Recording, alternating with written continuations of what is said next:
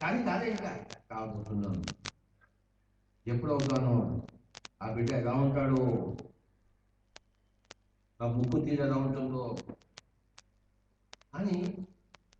అలాగే సాధనలో ఉన్నవాడు కూడాను నేను బుద్ధుని కాబోతున్నాను అని తెలుసు.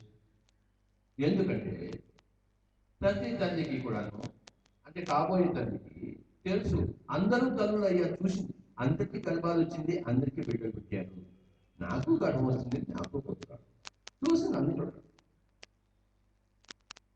అలాగే ప్రతి బుద్ధుడు అందరి బుద్ధుడిని చూసి వాడి మొహంలో ఆనందాన్ని, సంతోషం చూసి నేను కూడా ఏదో రోజు సాధిస్తాను, ఆ ఆనందాన్ని, ఆ కళకళను, ఆ యొక్క తేజస్సును నాకు వస్తుంది, వాడికి వచ్చింది నాకు వస్తుంది, నాకెందుకు రాదు? ఇక్కడ రాలేదని తెలుసు, మొహంలో తేజస్సు వస్తుందని తెలుసు. ఏదో ఒక రోజు ఏమవుతుందంటే ఐ రామ్ హోగయా, పిల్లాడు పుట్టాడు, నేను బుద్ధుని అయ్యాను, నా తేజస్సు నేను చూస్తున్నా, మొహంలో చూస్తుంటే, అర్థంలో చూస్తుంటే అంతవరకు నీరసంగా ఎందుకురా జీవితం అన్న మొహం ఇప్పుడు మొహంలో అర్థంలోనే తడపడలాడుతూ ఓ యప్ప ఏం తేజస్సు తేజస్సు. తన తేజస్సును, ఆత్మ యొక్క సంపూర్ణత్వాన్ని ఆ బుద్ధుడు గ్రహించి ఇప్పుడు ఏమవుతాడంటే, ఎలాగైతే తల్లి, ఒక స్త్రీ తల్లి కాగానే తన స్వంత జీవితం అంతమైంది, ఇంకా మేకప్లు చేసుకోదు, ఇంకా పిల్లాడికి మేకప్లు చేసుకోదు. అలాగే ఒకనొక బుద్ధుడు ఇంకా చుట్టుపక్కల ప్రపంచాన్ని చూసి ఏమిటి ఇంకా పక్కింటి వాడికి ఇంకా ధ్యానం చేయలేదేమిటి, వాడు ఇంకా బుద్ధుడు కాలేదేమిటి అని చెప్పేసి అటువైపు. అలాగే ఎప్పుడైతే ఒక తల్లి ఒక బిడ్డని చూసి ఆనందిస్తుందో, ప్రతి ఒక్క బుద్ధుడు తన వల్ల ఇంకొకరు బుద్ధుడు అయినప్పుడు అంత ఆనందిస్తాడు. అంటే ఈరోజు నేను ఇంతమంది బుద్ధుడిని చూసి ఇక్కడ ఎంత ఆనందించాను నేను.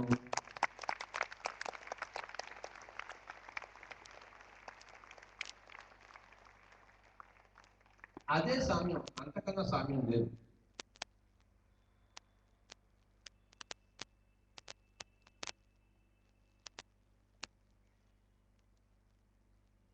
సర్వసాధారణం తల్లి కావడం అనేది.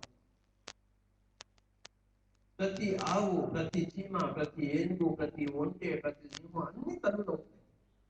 ఏది తల్లి కాదు చెప్పండి సృష్టిలో?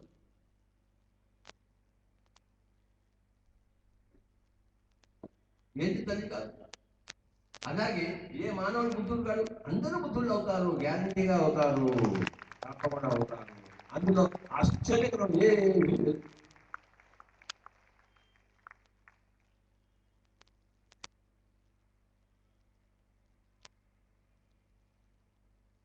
మనం బుద్ధుళ్ళు కావడంలో ఏమాత్రమూ ఆశ్చర్యం లేదు.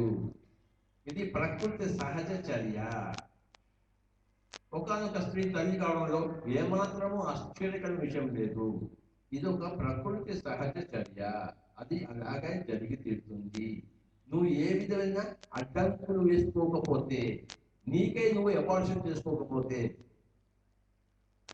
నీకై నువ్వు మాంసం తినకపోతే నువ్వు సహజంగానే బుద్ధుడు అవుతావు. నువ్వు అబార్షన్ చేసుకుంటుంటే తల్లి ఎప్పుడవుతావు? నువ్వు మాంసం తింటుంటే తల్లి ఎప్పుడవుతావు? బుద్ధుడు ఎప్పుడవుతావు? అంటే బుద్ధుడు కాకుండా ఉన్నవాళ్ళు తమకు తాము అడ్డంకులు కలిగించుకుంటున్న వాళ్ళే. ఆ సహజ చర్యకు, సహజ ప్రక్రియకు తమకు తాము అడ్డంకి. ఎలాగైతే అబార్షన్ చేయించుకున్నాడు, అక్కడ పిల్లాడు పుడుతుంటాడు, నువ్వు అబార్షన్ చేయించుకుంటుంటే నువ్వు ఎప్పుడు తల్లి?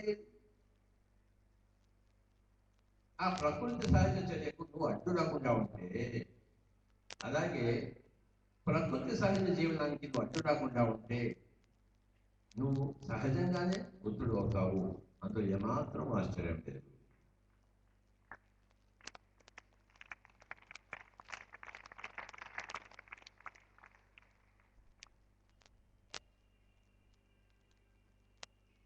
నువ్వు ఎంత అడ్డంకులు కల్పించుకుంటావో అంత జాప్యం నువ్వే చేసుకుంటున్నావు.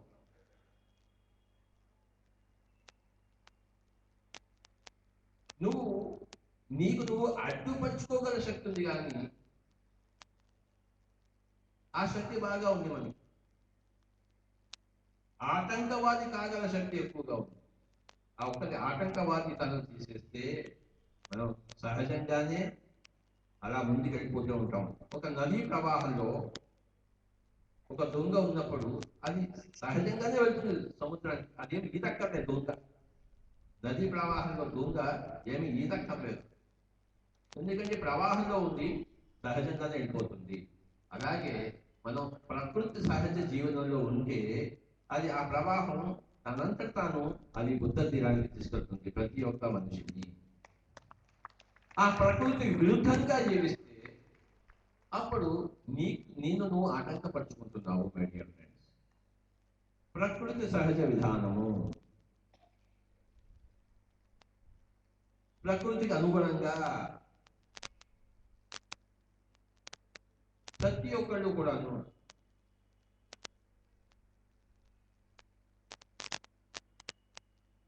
బుద్ధుడు అయి తీరుతాడు.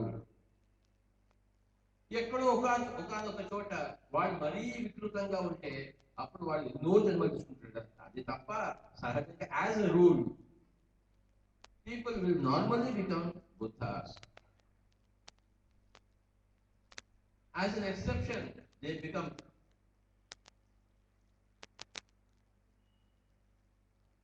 terrorists of their own evolution. So my dear friends, ఇందులో గొప్పతనం ఏమీ లేదు. ఒక బుద్ధత్వంలో గొప్పతనం ఏమీ లేదు. You don't become an extraordinary person. You become a sane person. అంటే నువ్వు బుద్ధుడు అయినప్పుడు నీకేం కొమ్ములు రావు. నువ్వు ఎలా అవుతావంటే నువ్వు ఒక బుద్ధి ఉన్న వాడిగా అవుతావు.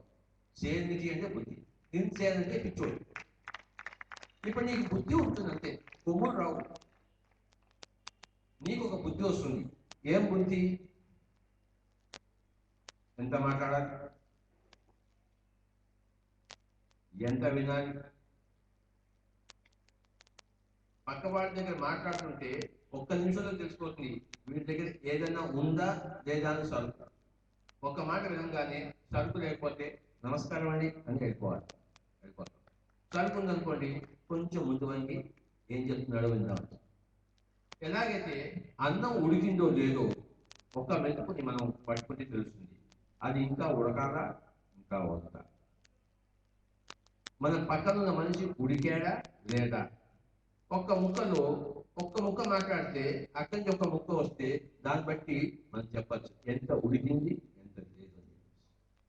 ఉడికింది అనుకోండి సహవాసం, ఉడకలేదనుకోండి నమస్కారం.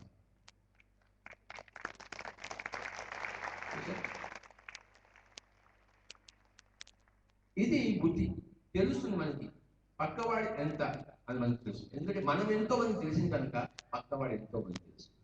మనం ఎంతో మంది తెలియనంత వరకు పక్కవాడు ఎంతో తెలియదు.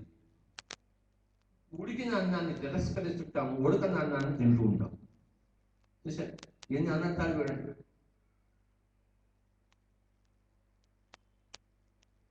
నా ఇంట్లోనే మా ఫ్యామిలీ సర్కిల్లోనే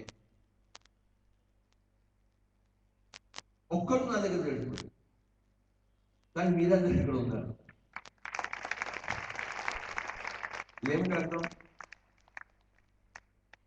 నేను ఉడికానో లేదో మీకు తెలిసింది, వాళ్ళకి తెలియదు. బాగా ఏం చేస్తాం? మీరేమో ఈ గడ్డంగాడు బాగా ఉడికాడు రోయ్, వీడు చాలా మెత్తగా ఉన్నాడు రోయ్, లటకం తినేద్దాం రోయ్ అని మీరు ఇంతమంది వచ్చి కూర్చున్నారు. హైదరాబాద్లో మా ఫ్యామిలీ సర్కిల్ బోర్డు ఎంతమంది ఉన్నారు, ఒక్కడు కూడా నా వైపు చూడడు. అంటే వాళ్ళలో